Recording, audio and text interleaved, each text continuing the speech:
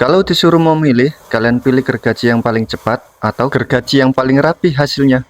Karena setelah saya menguji beberapa gergaji pada papan plywood, kayu pinus, dan kayu kamper, hasilnya cukup mengejutkan. Dan ternyata gergaji tercepat belum tentu menjadi pilihan terbaik untuk membuat furnitur.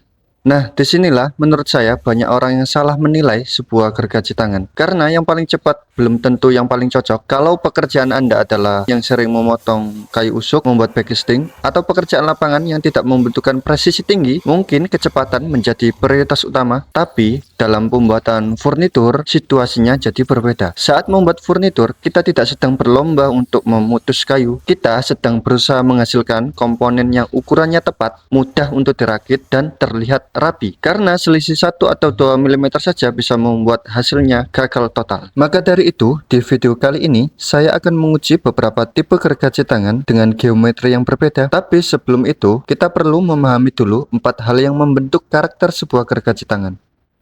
Yang pertama adalah TPI. Sederhananya, jumlah gigi dalam 1 inci panjang gergaji. Semakin sedikit jumlah giginya, biasanya potongan lebih cepat tetapi hasilnya lebih kasar. Semakin banyak jumlah giginya, biasanya hasil potongannya lebih halus tetapi lebih lambat. Jadi, ketika melihat sebuah gergaji, jangan langsung berpikir lebih cepat berarti lebih baik ya. Karena bisa jadi memang dirancang untuk tujuan yang berbeda.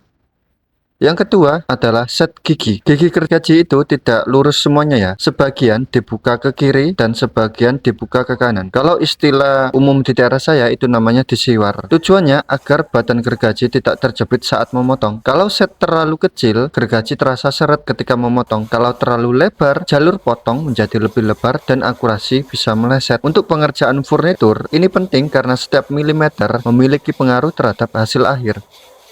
Yang ketiga, rig. Simpelnya, bayangkan kalian melihat mata gergaji dari samping. Menurut saya, inilah salah satu faktor yang paling terasa saat digunakan. Rig menentukan seberapa agresif gigi gergaji kayu. Ada yang karakternya lembut dan mudah dikendalikan.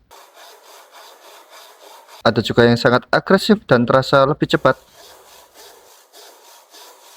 Yang terakhir adalah flame.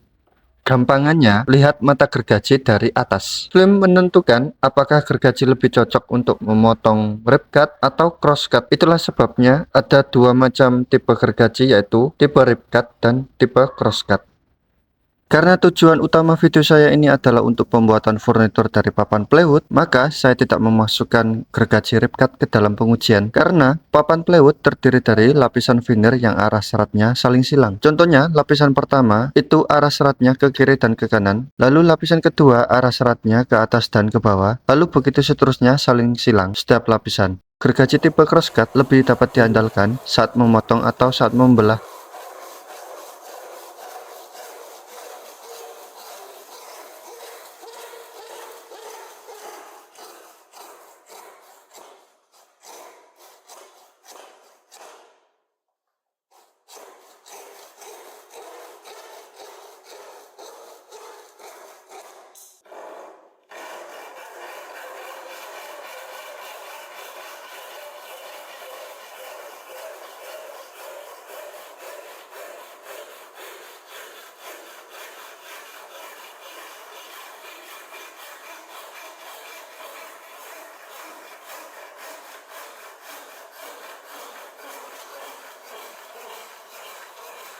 Meski ketika membelah tidak sebaik gergaji rip cut ya.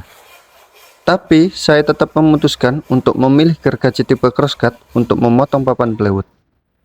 Oke, langsung saja kita mulai pengujiannya.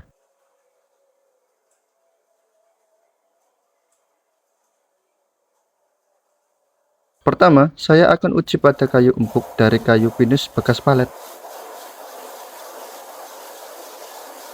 Gergaji tipe 1 lebih ringan saat didorong atau saat digunakan dibanding tipe 2 dan 3.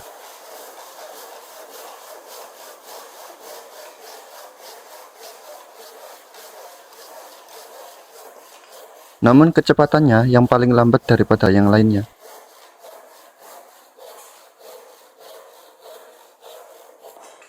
Selanjutnya, ke kayu yang agak keras dari kayu kamper.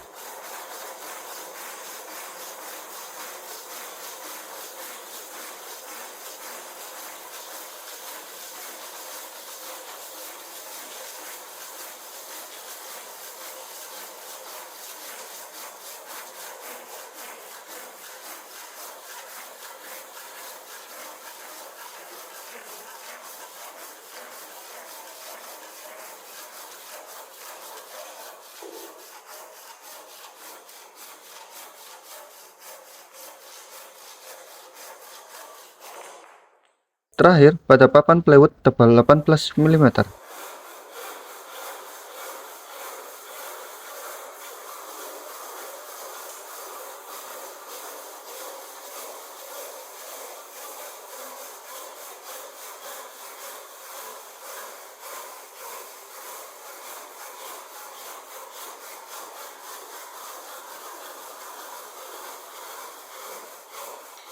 Di menit ini tipe 1 lebih unggul ya dari tipe 2. Apakah tipe 1 bisa membalikkan keadaan?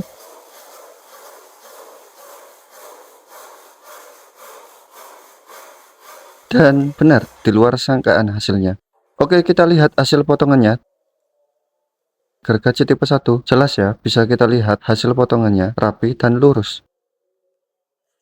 Lalu tipe 2, hasil potongannya terlihat tidak lurus sempurna ya. Terakhir, tipe 3, hasil potongannya lumayan lurus meski tidak serapi tipe 1. Gergaji tipe ini adalah gergaji yang sering dikatakan sebagai gergaji tumpul oleh sebagian penonton. Padahal hasilnya justru menarik. Pada papan plywood, kecepatannya berada di posisi kedua. Memang kalah dari gergaji yang tipe 3, tetapi hasil potongannya menjadi yang paling rapi dan paling mudah dikendalikan. Gergaji tipe 2 dari hasil potongannya kurang rapi dan kurang direkomendasikan untuk keperluan membuat furnitur. Dan sedikit informasi ya, untuk menajamkan gergaji tipe ini, gunakan kikir yang berbentuk pipih seperti ini ya, jangan kikir yang segitiga. Gergaji tipe 3 ini menang dalam hal kecepatan, tapi untuk hasil potongannya pada papan plywood masih kalah rapi dengan tipe 1. Gergaji tipe ini diklaim multifungsi alias bisa untuk belah dan untuk potong. Tapi menurut saya dari segi bentuk giginya, ini adalah gergaji tipe crosscut dengan rock yang agak agresif. Pengujian ini sangat bergantung dengan kondisi personal ya teman-teman. Kalian bisa melakukan pengujian sendiri jika punya perspektif yang berbeda. Tapi yang jelas, setelah melihat hasil pengujian tadi, menurut kalian mana yang lebih penting? Kecepatan memotong atau hasil potongan yang halus dan kemudahan saat mengontrol arah potongan?